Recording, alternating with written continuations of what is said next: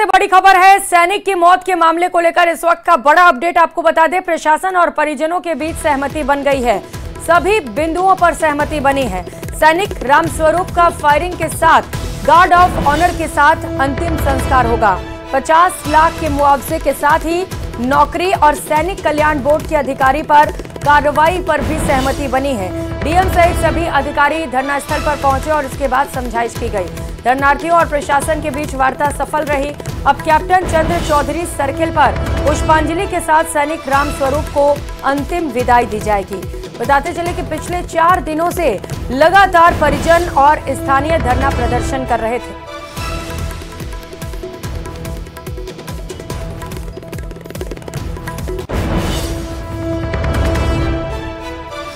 और खबरों में आगे बढ़ेंगे। हिजबुल्लाह चीफ नसरल्लाह के मारे जाने के बाद इजरायली सेना ने पूरे लेबनान में हमले बेहद तेज कर दिए हैं। इधर प्रधानमंत्री नेतन्याहू ने ऐलान कर दिया है कि हिजबुल्लाह के साथ साथ अब ईरान को भी नहीं छोड़ा जाएगा। इस रिपोर्ट में देखिए।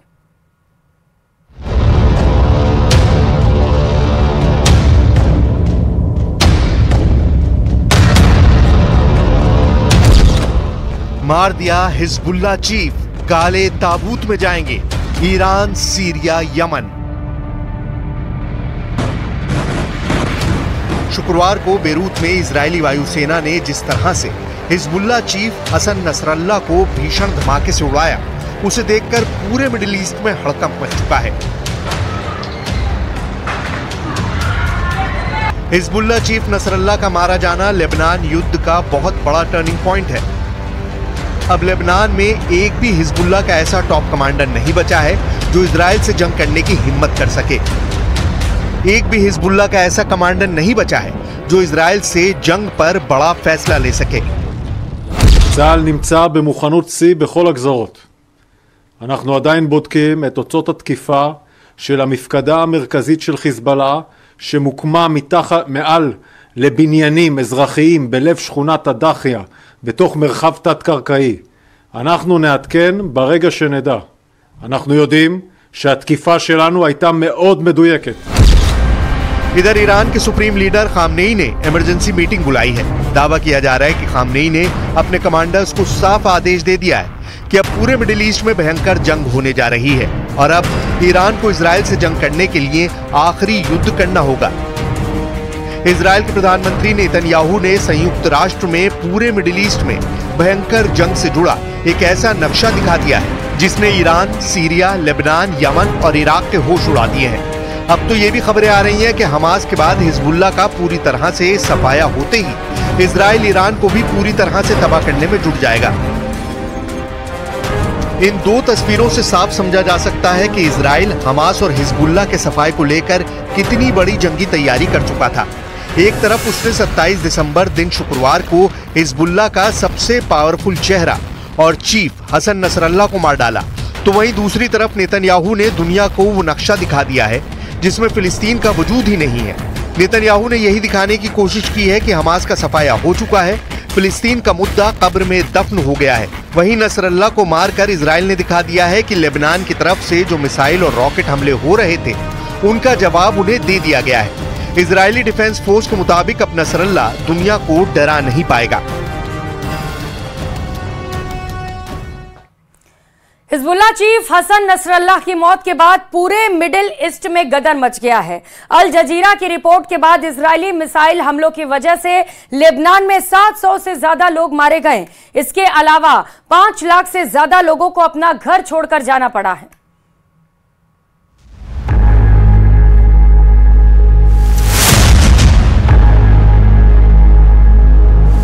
इधर पीएम नेतन्याहू ने इजरायली दुश्मनों पर भड़कते हुए कहा है कि हमारे पास स्टील की नसें हैं। पीएम नेतन्याहू ने बेरूत में इजरायली हमले के बाद कहा कि हमारे दुश्मन सोचते हैं कि हम मकड़ी के जाल की तरह हैं, लेकिन हमारे पास स्टील की नसें हैं। हम आपको बता दें कि नसरल्लाह कई बार अपने भाषणों में इजराइल को मकड़ी का जाल बता चुका था, लेकिन अब इजराइल के इसी बारूदी जाल में फंसकर वो मारा जा चुका है। हालांकि ईरान का अभी भी यही दावा है कि हिजबुल्लाह चीफ हसन नसरल्लाह जिंदा है, लेकिन ईरान कोई सबूत नहीं दिखा पा रहा है। न्यूयॉर्क टाइम्स के मुताबिक बेरूत पर इजरायली हमले के बाद ईरान के सर्वोच्च नेता अयातुल्ला खामनेई ने शुक्रवार रात अपने घर पर राष्ट्रीय सुरक्षा परिषद की एक इमरजेंसी मीटिंग बुलाई थी। बैठक में ईरानी राष्ट्रपति मसूद पेज़ेश्कियान ने इजरायली हमले की निंदा की और इसे वॉर क्राइम बताया। खामनेई के सलाहकार अली लारीजानी ने कहा कि इजराइल हद पार कर रहा है, लोगों की हत्या से समाधान नहीं निकलेगा, दूसरे लोग उनकी जगह ले लेंगे। I have a message for the tyrants of Tehran. If you strike us, we will strike you. There is no place in Iran that the long arm of Israel cannot reach. And that's true of the entire Middle East. गजा और Lebanon जंग धीरे धीरे पूरे middle east में फैल रही है। Middle east के नक्शे पर आपको जो देश दिखते हैं उनमें एक तरफ यहूदी देश इजराइल है, जबकि दूसरी तरफ मुस्लिम मुल्क बहरीन, इराक, ईरान, फिलिस्तीन, Jordan, Kuwait, Lebanon, Oman, Qatar, सऊदी अरब, सीरिया, यूएई और यमन है। कुल 14 देश हैं। बाकी 2 और देशों तुर्की और लीबिया को भी मिडिल ईस्ट का ही हिस्सा माना जाता है। तो हो गए कुल 16 देश और इन 16 देशों में से 15 देश तो मुस्लिम हैं, जबकि इकलौता यहूदी देश है जो 15 देशों से लड़ने का इरादा रखता है। हालांकि नेतन्याहू ने मिडिल ईस्ट के कम से कम 6 देशों को इजराइल की तरफ मिला लिया है। इसलिए ईरान, लेबनान, सीरिया, इराक और यमन के लिए इजराइल को आसानी से हरा पाना लगभग असंभव है। हिजबुल्लाह चीफ हसन नसरल्लाह की मौत के बाद पूरे मिडिल ईस्ट में गदर मच गया है। इजराइल 9 दिनों से लेबनान में मिसाइल हमले कर रहा है। अल जजीरा की रिपोर्ट के मुताबिक इजरायली मिसाइल हमलों की वजह से लेबनान में 700 से ज्यादा लोग मारे गए हैं। इसके अलावा 5 लाख से ज्यादा लोगों को अपना घर छोड़कर जाना पड़ा है। इजराइल ने लेबनान में चलाए जा रहे ऑपरेशन को नॉर्दर्न एरोज नाम दिया है। अब देखना होगा कि हिजबुल्लाह संगठन में 32 साल से चीफ रहे नसरल्लाह के मारे जाने के बाद हिजबुल्लाह इजराइल से जंग कैसे करता है। तो इजरायली सेना के सबसे भीषण हमले में हिजबुल्लाह का चीफ नसरल्लाह मारा गया। हसन नसरल्लाह करीब 32 साल से हिजबुल्लाह का चीफ था, लेकिन उसकी मौत के चंद घंटों के बाद ही सबसे बड़ा सवाल उठ रहा है, आखिर हिजबुल्लाह का अगला चीफ कौन होगा। मीडिया रिपोर्ट्स के मुताबिक नए हिजबुल्लाह चीफ के तौर पर सामने कई नाम आ रहे हैं, लेकिन 2 नाम ऐसे हैं जो हिजबुल्लाह के नए चीफ के तौर पर आने वाले दिनों में सामने आ सकते हैं। इस रिपोर्ट में देखिए।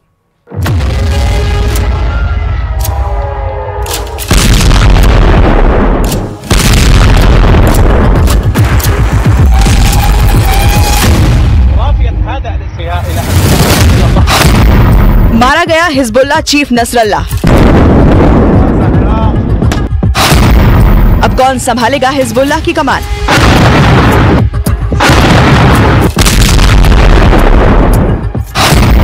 किसे मिलेगी हिजबुल्लाह चीफ की गद्दी? हाशिम सफीउद्दीन या शेख नईम कासिम में से कौन? नसरल्लाह की मौत के बाद अब सबसे बड़ा सवाल यही है कि हिजबुल्लाह के चीफ के तौर पर कौन गद्दी पर बैठेगा। इजराइल लेबनान के बीच तनाव वाले माहौल में 2 नामों की चर्चा सबसे ज्यादा हो रही है, जिनमें पहला नाम है हाशिम सफीउद्दीन का और दूसरा नाम है शेख नईम कासिम का। इन्हीं दोनों में से एक को आने वाले कुछ ही दिनों में हिजबुल्लाह की कमान सौंपे जाने की खबरें सामने आ रही हैं। मीडिया रिपोर्टों के मुताबिक नए हिजबुल्लाह चीफ के तौर पर सबसे आगे जो नाम चल रहा है वो है हाशिम सफीउद्दीन का। सफीउद्दीन हाशिम हसन नसरल्लाह का चचेरा भाई है। हाशिम हिजबुल्लाह की पॉलिटिकल विंग का लीडर भी है। हसन नसरल्लाह की तरह ही हाशिम भी मौलवी है। शिया नेताओं की तरह काली पगड़ी पहनने पर हाशिम को 2017 में अमेरिका ने टेरर कमांडर घोषित किया। हिजबुल्लाह के करीबी सूत्र ने कहा कि नसरल्लाह के उत्तराधिकारी माने जाने वाला हाशिम सफीउद्दीन शुक्रवार के हमले में जिंदा बच निकला था।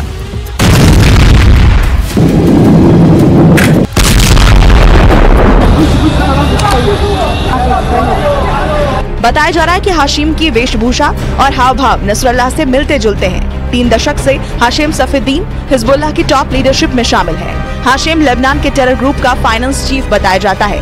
नसरल्लाह के खात्मे के बाद हाशिम मिलिट्री विंग का कमांडर भी बन सकता है। हाशिम को संगठन के चेहरे के तौर पर स्थापित करने के लिए उसको दुनिया के अन्य देशों के नेताओं से मिलने के लिए कहा गया था।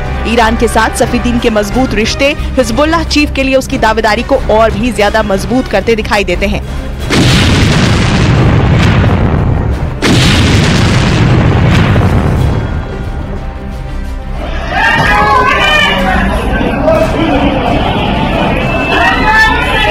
वहीं हिजबुल्लाह के नए चीफ के तौर पर एक और नाम भी सामने आया है और ये है शेख नईम कासिम का। शेख नईम कासिम को भी हिजबुल्लाह का नया चीफ बनाया जा सकता है। शेख नईम कासिम एक शिया लेबनानी मौलवी और राजनीतिज्ञ है। वो हिजबुल्लाह में दूसरे नंबर का नेता है और उसके पास डेप्यूटी चीफ का पद है। दक्षिणी लेबनान के खफर फिला में जन्मा नईम कासिम 1982 में हिजबुल्लाह के संस्थापक सदस्यों में से है। कासिम ने 1992 से हिजबुल्लाह के दूसरे नंबर के कमांडर के रूप में काम किया है। शेख नईम कासिम हिजबुल्लाह का प्रवक्ता भी रह चुका है।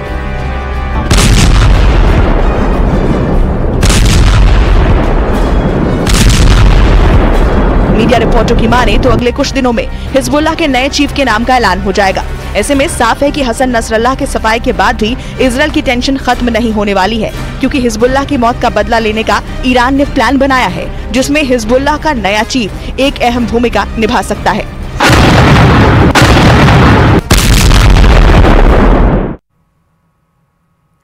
हिजबुल्लाह के चीफ नसरल्लाह को ढेर करने के बाद इजराइल ने लेबनान में ग्राउंड ऑपरेशन की तैयारी कर ली है।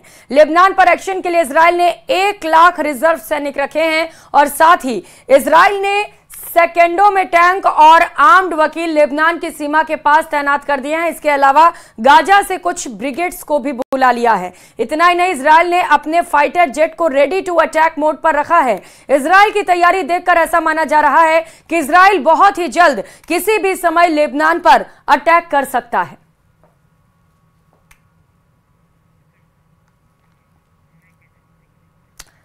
तो इजराइल की एयरफोर्स ने अब जिन बंकर बस्टर बम से हमला किया है उसकी कीमत भी बता देते हैं, क्योंकि हिजबुल्लाह पर हमले की कीमत भी आपको समझना जरूरी है।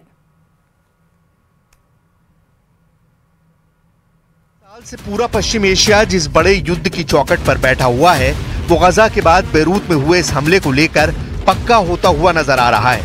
गाजा पट्टी के बाद लेबनान भी इजराइल की बमबारी में खंडर बनता जा रहा है। हिजबुल्लाह के कमांडर हसन नसरल्लाह को कैसे टारगेट किया गया, इसे समझने के लिए नसरल्लाह की लोकेशन समझिए। हिजबुल्लाह का हेडक्वार्टर लेबनान की राजधानी बेरूत में है। बेरूत में दाहिया नाम का इलाका है जो हिजबुल्लाह का सबसे मजबूत गढ़ माना जाता है। यहाँ पर करीब 150 फीट गहरा बंकर है और यहीं 2006 से हिजबुल्लाह चीफ हसन नसरल्लाह का घर रहा है। हसन नसरल्लाह को 2016 के बाद से खुले आसमान के नीचे नहीं देखा गया है, यानी पिछले 8 साल से नसरल्लाह बंकर में ही रहा है। आखिरी बार 2016 में हसन नसरल्लाह को पब्लिक के बीच देखा गया था। अब तक हसन नसरल्लाह का पब्लिक के बीच आना अचानक हुआ।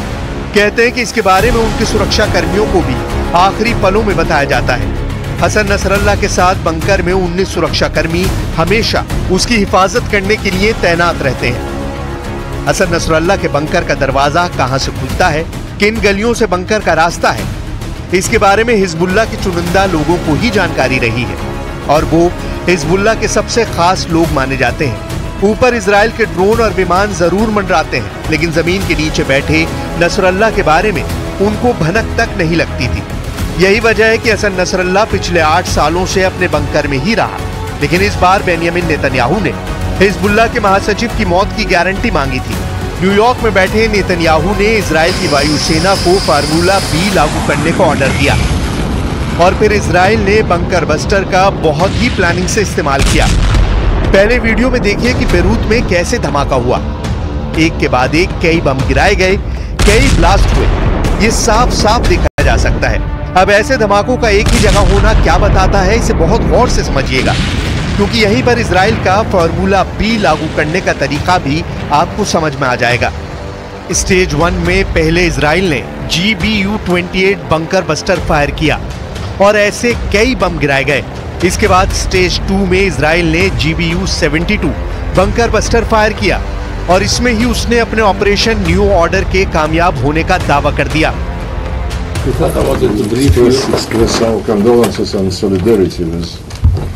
Lebanese people, and we'll be, of course, very interested to get your assessments. उसे तीसरा बंकर बस्टर GBU-57 दागने की नौबत ही नहीं आई। इजराइल की बमबारी में 3 तरह के फाइटर जेट इस्तेमाल किए गए हैं। F-16 से लेकर F-15 और F-35 पर बंकर बस्टर बम लोड किए जाते हैं और फिर उनसे बेरूत और दक्षिणी लेबनान में बमबारी की जाती है। इजराइल के एयरफोर्स ने अब जिन बंकर बस्टर बम से हमला किया है उनकी कीमत भी जान लीजिए, क्योंकि हिजबुल्लाह पर हमले की कीमत भी समझनी जरूरी है। बेरूत में हिजबुल्लाह के टारगेट पर जो बम इस्तेमाल किए गए हैं उनकी कीमत 10 करोड़ रुपए से लेकर 30 करोड़ रुपए तक होती है। ऐसे बम को उन्हीं टारगेट पर इस्तेमाल किया जाता है जहां दुश्मन की मौत की 100% गारंटी होती है। इसीलिए नेतन्याहू ने फार्मूला बी का इस्तेमाल किया है और हिजबुल्लाह चीफ नसरल्लाह को खत्म करने का दावा कर दिया। हमास के सुरंग नेटवर्क को तो इजराइल भेजने में 30% ही कामयाब रहा है, लेकिन लेबनान में उसने रिहायशी इमारतों को टारगेट बनाने में कोई कमी नहीं की। अब सबकी नजर बेरूत पर भी है और तेहरान पर भी है। कौन सा सिग्नल आएगा और फिर क्या वो सिग्नल युद्ध भड़काएगा या फिर इस धमाके के बाद हिजबुल्लाह खामोश बैठ जाएगा?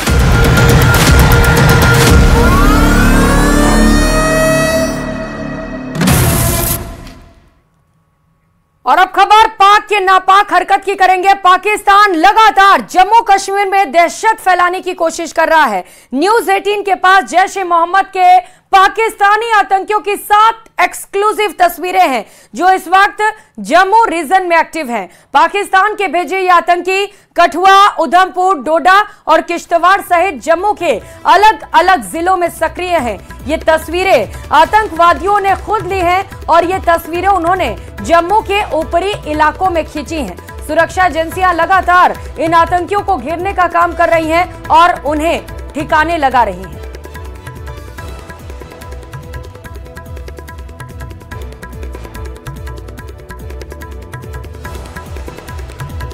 तो आतंकी एक्टिव जरूर हैं, लेकिन चुन चुनकर मारे भी जा रहे हैं। जम्मू कश्मीर के कठुआ में सुरक्षा बल ने एक आतंकी को ढेर कर दिया है। साथ ही मुठभेड़ में आतंकियों को मुंहतोड़ जवाब देते हुए एक पुलिसकर्मी शहीद हो गए। जानकारी के मुताबिक कठुआ में 3 से 4 आतंकियों के छिपे होने की खबर है। सभी आतंकी जैश ए मोहम्मद के हैं और उन्हें अब घेर कर पूरी तरह से समाप्त किए जाने की तैयारी है।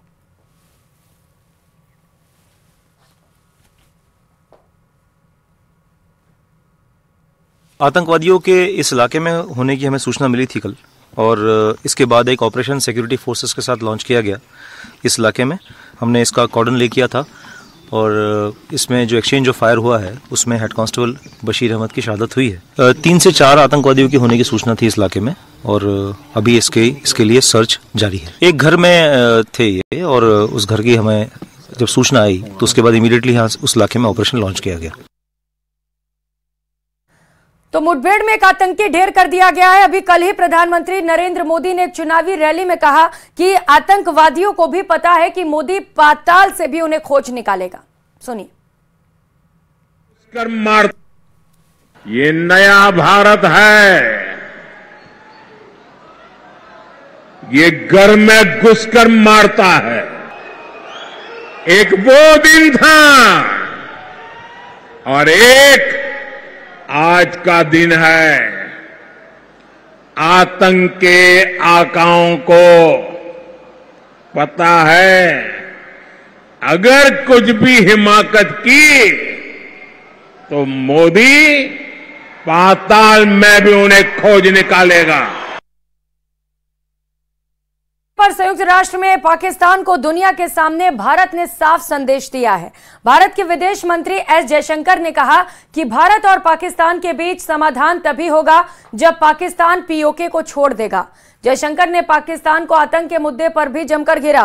विदेश मंत्री एस जयशंकर ने चेताया कि सीमा पार आतंकवाद पर पाकिस्तान को परिणाम भुगतना होगा। Pakistan's cross-border terrorism policy will never succeed. And it can have no expectation of impunity. On the contrary, actions will certainly have consequences. The issue to be resolved between us is now only the vacation of illegally occupied Indian territory by Pakistan, and of course the abandonment of Pakistan's long-standing attachment to terrorism. और इसी के साथ इस bulletin में फिलहाल इतना ही। आप देखते रहिए प्रदेश का नंबर 1 न्यूज चैनल। नमस्कार।